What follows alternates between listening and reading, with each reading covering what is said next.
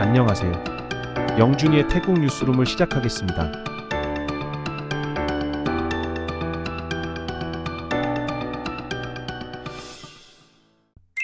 태국에서 일하고 있는 약 200만 명의 태국 파견 미얀마 노동자들이 본국으로 돌아가 등록 절차를 밟도록 요구받고 있으나 미얀마의 군사적 갈등 상황과 강제 징집 우려로 인해 불안감이 커지고 있습니다.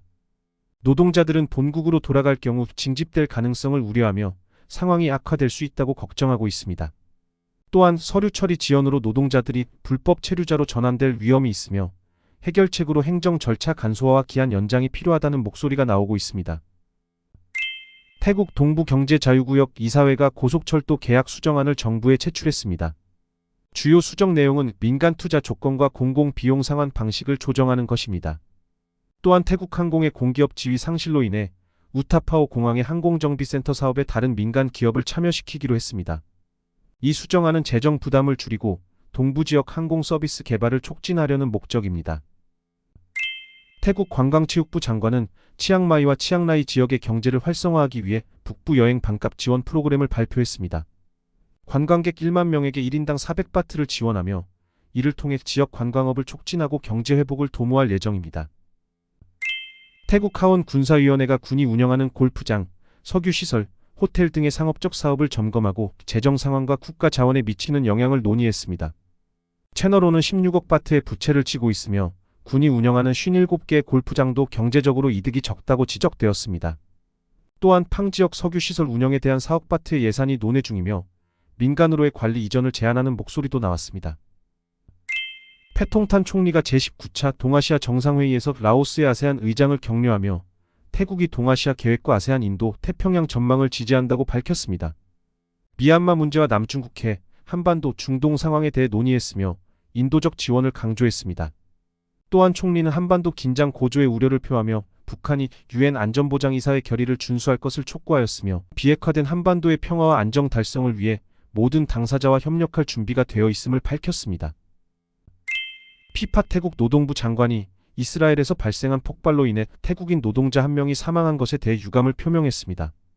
사망자는 42세의 부리람 출신 남성으로 사과 농장에서 일하던 중 폭발로 인해 사망한 것으로 추정됩니다. 노동부는 유족 지원을 포함해 추가적인 지원을 검토하고 있습니다. 해당 사건은 적군의 공격이 아닌 잔여 폭발물이 원인으로 추정되며 정확한 경위를 조사 중입니다. 추가로 1명의 태국인 노동자는 충격으로 의식불명의 상태입니다. 태국 정부는 이스라엘 당국과 협력해 추가 조사를 진행하고 있습니다. 태국 재무부 차관은 정부가 연말부터 내년까지 경제활성화 패키지를 준비하고 있으며 특히 중산층을 대상으로 한 소비 촉진과 부동산 관련 세제 혜택을 검토하고 있다고 밝혔습니다.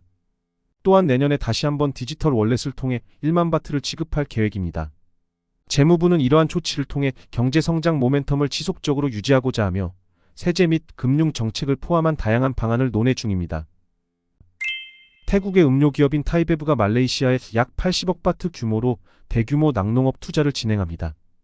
이 프로젝트는 에그리밸리팜을 통해 식량 안보를 강화하고 글로벌 공급망 변화에 대비하는 전략의 일환입니다. 또한 타이베브는 지속 가능한 경제를 위해 다양한 태국 기업과 협력하고 있으며 농업, 식품 가공, 지역 관광 등을 통해 지역 경제 활성화를 도모하고 있습니다. 태국 기업이 사우디아라비아에 3억 달러, 약 4천억 원 규모의 태양광 패널 공장을 설립하는 협약을 체결했습니다. 이 프로젝트는 태국과 사우디아라비아의 재생에너지 협력을 강화하는 동시에 양국 간의 경제적 관계를 더욱 공고히 할 것으로 기대됩니다. 이는 사우디 비전 2030과도 일치하며 사우디의 경제 다변화 및 재생에너지 확대 목표에 기여하는 중요한 투자입니다. 촌부리의 카오키오우 동물원에서 2개월 된 난쟁이 하마 무댕이 소셜미디어에서 큰 인기를 끌고 있습니다. 무댕의 귀여운 모습과 행동이 화제가 되며 방문객 수가 평일 700 또는 800명에서 2배 이상 증가했습니다. 무댕은 장난스럽고 활발한 성격을 가지고 있으며 현재는 어미와 함께 생활 중입니다. 동물원은 방문객들에게 무댕의 휴식을 방해하지 말 것을 당부하며 보호 조치를 강화하고 있습니다. 남부 얄라주 베통 지역에서 폭우로 인해 발생한 산사태와 홍수로 열채 이상의 집이 파괴되었고 1명이 사망했습니다. 홍수로 인해 도로가 차단되었으며 일부 지역에서는 교통이 마비되었습니다. 주민들은 구조 및 도로 복구 작업에 나서고 있으며 당국은 피해 상황을 조사하고 추가적인 구호 조치를 준비하고 있습니다. 태국에서 발생한 버스 화재 사고로 입원한 14세 소녀의 상태가 점차 호전되고 있습니다. 의료진에 따르면 화상 부위는 전반적으로 좋아졌으며 감염은 발견되지 않았습니다. 현재 환자는 팔과 손목 운동을 통해 재활을 진행 중이며 정신적으로도 안정된 상태를 보이고 있습니다. 다만 완전한 회복을 위해서는 시간이 더 필요할 것으로 보입니다. 치앙마이 메림 지역의 수로에서 실종된 15세 소년의 시신이 발견되었습니다. 소년은 친구들과 함께 도망치던 중 적대적인 그룹에게 추격당해 사망한 것으로 추정됩니다. 시신의 머리에 큰 상처가 있었지만 공격에 의한 것인지 물에 의한 것인지는 아직 불확실합니다. 가족들은 경찰이 신속히 사건을 조사하고 가해자를 체포할 것을 요구했습니다. 이상 명준이의 태국 뉴스룸을 마치겠습니다. 감사합니다.